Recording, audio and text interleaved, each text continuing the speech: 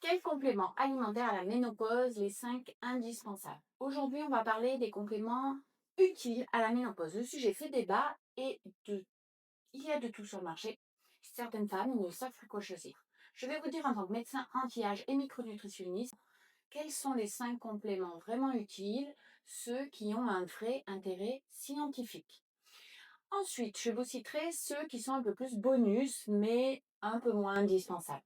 Le premier, c'est le magnésium. C'est la base de tout. Il régule le stress, le sommeil, le rythme cardiaque et l'énergie. Le bon choix, c'est le bisglycinate de magnésium ou le glycérophosphate. Ils sont mieux absorbés, mieux tolérés. Vite, oxyde de magnésium, magnésium marin, souvent laxatif et moins efficace. Le deuxième, c'est la vitamine D. On en parle souvent, elle est essentielle à la santé osseuse et immunitaire et à la santé globale. Un bon complément doit être sous forme de vitamine D3, souvent associé à un peu de K2 pour optimiser la fixation osseuse, mais la K2 n'est pas obligatoire pour tout le monde. Elle est utile surtout en cas de calcification vasculaire connue.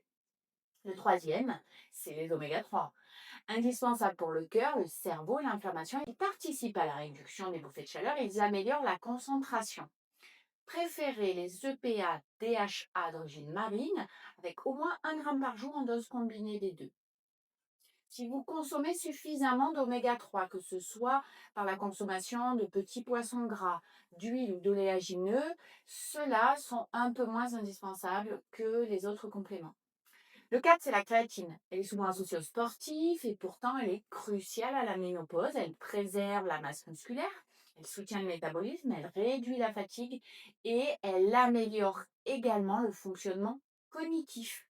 Elle peut être utilisée même sans sport intensif, à raison de 3 à 5 grammes par jour sous réserve d'une fonction rénale normale. Pour finir, la mélatonine, l'hormone du sommeil, mais aussi un puissant antioxydant cellulaire. Elle aide à réguler les cycles veille-sommeil perturbés et elle peut aussi améliorer l'humeur. Commencez toujours par de petites doses, entre 0,5 et 1 mg, 30 minutes à 1 heure avant le coucher. Mes compléments bonus maintenant. On va parler de quoi? De la glycine, pour le sommeil et pour la peau, entre autres, mais elle a beaucoup d'autres bienfaits. Les probiotiques également, en soutien du microbiote et d'un meilleur confort digestif. Vous pouvez prendre du collagène, au moins autant pour les articulations que pour l'élasticité cutanée. Le GABA est également intéressant pour la détente et la gestion du stress et une meilleure qualité de sommeil.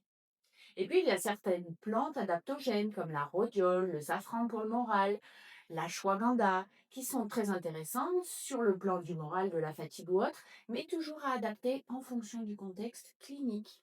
Voilà les 5 indispensables pour mieux vivre votre ménopause et ceux qui sont un peu plus bonus, qui peuvent compléter selon vos besoins.